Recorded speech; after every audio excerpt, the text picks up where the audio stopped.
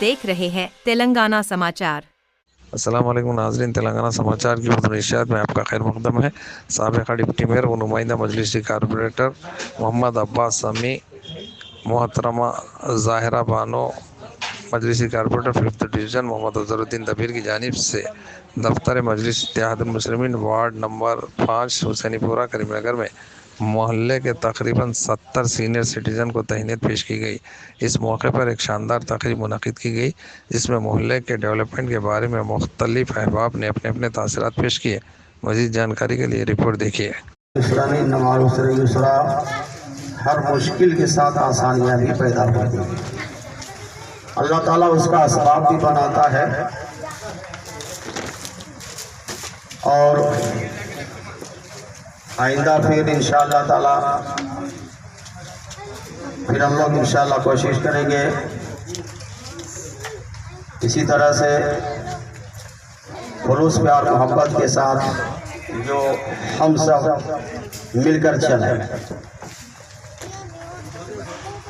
इत्तेहाद जिंदगी है, इख्तलाफ मौत है। अभी जो हिंदुस्तान के हालात हैं सबके निगाहों के सामने हैं कि अभी 2 दिन हुआ, एक दिन ट्रंप बैठा, देखे सबके निगाहों के सामने है कि मुसलमान के हालात कैसे हैं। हमारे मुल्क में भी मुसलमान के हालात कैसे हैं। तो एक घर को चलाना बड़ा मुश्किल होता है। एक ख़ानदान में कोई बड़ा आदमी सरपरस्त हो, उनको ख़ानदान में लेके चलना ये आसान बात नहीं है। और ये मोहल्ला जाने माने पूरे शहर करीमनगर में काफ़ी दिनों से मजलिस इत्तेहादुल मुस्लिमीन की ये नुमाइंदगी मोहतरम अलहाज मोहम्मद अब्बास समी साहब कर रहे हैं। क़यादत इनके हाथों में है और मजबूती के साथ अहले मोहल्ला भी साथ दे रहे हैं बड़े खुलूस और प्यार के साथ। जहां मजलिस का नामो निशान नहीं था, वहां करीमनगर में हुसैनीपुरा में इस बात डोर को लेकर के हमारे मोहतरम अलहाज अब्बास समी साहब जो है लाज रख ली और हम लोगों ने भी इनका साथ दिया, आपने भी साथ दिया। फिर मैं गुजारिश करता हूँ कि आइंदा फिर जो है हम गंगा ज़मनी तहजीब लेके खुलूस प्यार के साथ जो है इनके हाथों को तो उनके मजहब के हिसाब से काम करने की जो दस्तूर बना है बरकरार रहेगा।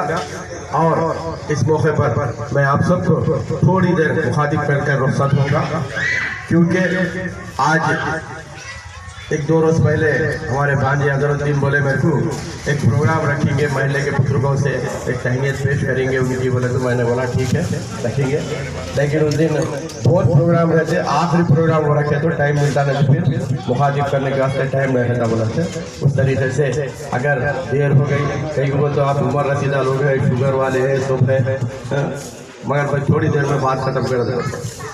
बोलो बड़े मुश्किल।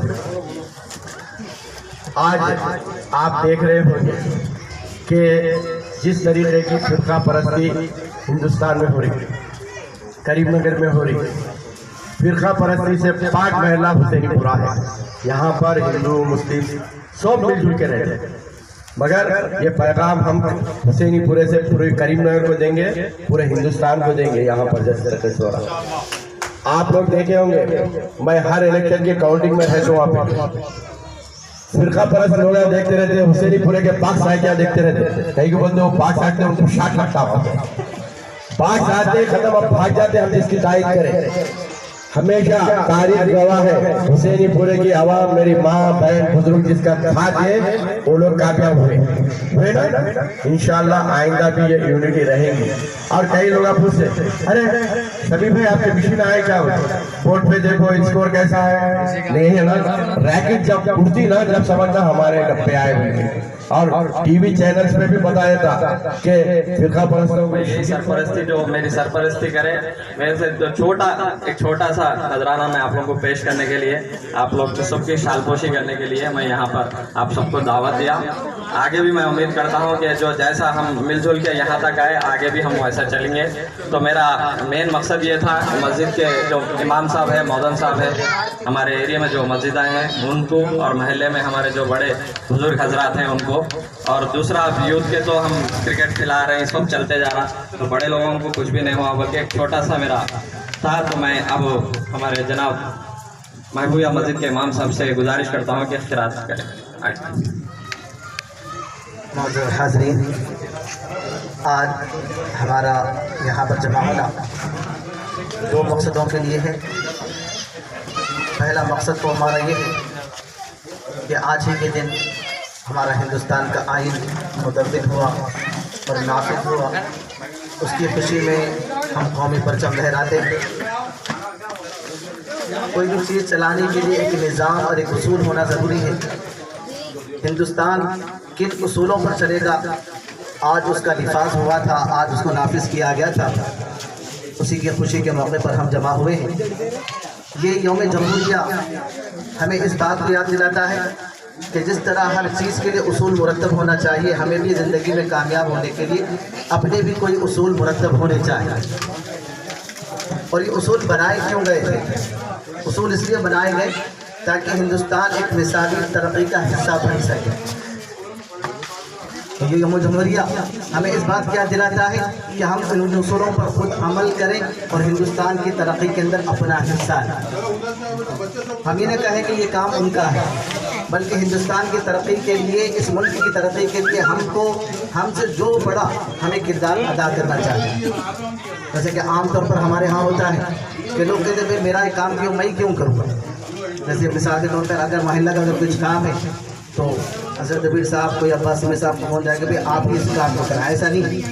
महल्ले की यकीनन वो जिम्मेदार है, लेकिन दूसरी जानिब इस मुल्क के शहरे होने के नाते हम सब की जिम्मेदारी होती है कि हम इसकी तरक्की के लिए हम सब कोशिश करें। सिर्फ दो अफराद मिलकर कोशिश करें तो थोड़ी तरक्की होगी, लेकिन जब सारे अफराद मिलकर अगर कोशिश करेंगे तो इंशाल्लाह एक मिसाली तरक्की होगी। दूसरी एक अहम चीज़ आप हज़रत के सामने बयान करना चाहता हूँ, जैसा कि अभी हज़रत दबीर साहब ने कहा कि यहाँ पर दूसरा मकसद ये था कि गुज़िश्ता 5 सालों से उन्होंने जो खिदमत की है और आप अहबाब ने जो तजुर्बात से और उनके मशवरों से आप उनको हुक्म दिया है, उस पर वो अमल करते रहें और इसके अंदर बड़े वो कामयाब भी रहे। मैं समझता हूँ कि हज़रत दबीर साहब हो या अब्बास साहब हो, उन्होंने मिसाली खिदमत अंजाम दी है और मैं बहुत देर से गौर कर रहा कि आखिर उनकी कामयाबी का राज क्या है। तो चंद चीज़ें मेरे जहन में अल्लाह ताला ने डाली कि सबसे पहले चीज़ मैं समझता हूँ कि अल्लाह पाक ने इनको ठंडा दिमाग अता फरमाया। जब तो गुस्से में नहीं आते, कोई गुस्से में भी ला ले तो गुस्से में नहीं आते। और अल्लाह ताला ने इनको मीठी ज़ुबान भी अता फरमाई है। इनसे अगर कोई बदअखलाक़ी भी करता है तो ये बदअखलाक़ी के साथ अंजाम बात नहीं करती, बल्कि मीठी ज़ुबान के ज़रिए उनको समझाने की कोशिश करते हैं। बहुत सी मरतबा ऐसा होता है कि मस्जिद में भी मुसल्ली मुझे मिलते कि भाई फला काम नहीं हुआ, फला काम नहीं हुआ, तो मैं उनको समझा नहीं सकता। लेकिन हज़रत दबीर साहब हो या अब्बास साहब हो, 1 मिनट में उनको उनके सवाल का जवाब दे देते हैं। और तीसरी चीज़ समझ सकता हूँ कि अल्लाह ताला ने इनको नर्म दिल भी अता फरमाया है कि इसी नर्म दिल की वजह से वो आवाम की खिदमत के लिए हमेशा वक्त खिदमत के लिए तैयार रहते हैं और अपनी जानिब से पूरा 100% देने की कोशिश करते हैं। और उसका तकरीबन 1 साल पहले हज़रत दबीर साहब की तबीयत कुछ खराब हो गई और वो फ़ोन रिसीव नहीं कर रहे हैं, तो मुझे बोले आसिफ भाई आपके पास ये फ़ोन रखिए मेरा। तो आप यकीन मानेंगे एक आधे सुबह से लेकर दोपहर तक मेरा कान दर्द हो गया।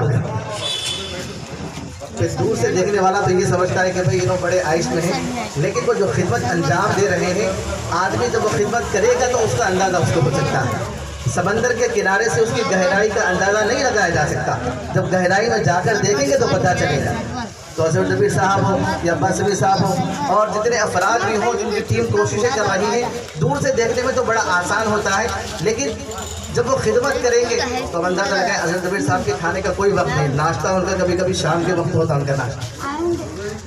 तो मेरे हाल उनकी कामयाबी का एक अहम राज भी ये है कि जैसा कि उन्होंने कहा कि जो भी काम करते हैं बड़ों के मशवरे से करते हैं।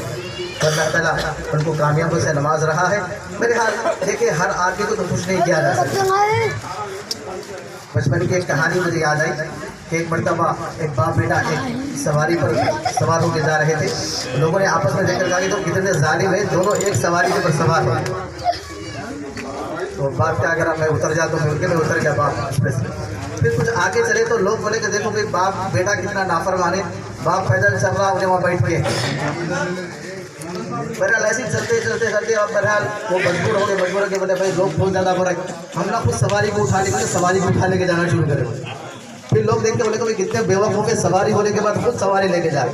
तो जिस तरह हर आदमी को खुश नहीं किया जा सकता, इसी तरह आदमी अगर गहराई से अगर कुछ देखना चाहे, अगर हकीकी नज़रों से अगर देखेगा तो इंशाअल्लाह महल्ले के जितने मिसाली काम हुए अल्हम्दुलिल्लाह बहुत हुए हैं। मैं दुआ करता हूँ कि अल्लाह ताला मज़ीद आपको खिदमत के लिए कबूल फरमाए और जितनी भी कोशिशें कर रहे हैं अल्लाह ताला आपकी कोशिशों को कबूल फरमाए। और मज़ीद आपसे मैं गुजारिश करूँगा कि जिस तरह आपने अब तक इनकी सरपरस्ती फरमाई है, अपनी सरपरस्ती को जारी रखें और दुआओं से भी नवाजें। जो जो दुआ कर दिया है उसका शुक्रिया अदा करता हूँ। खुदा हाफ़िज़।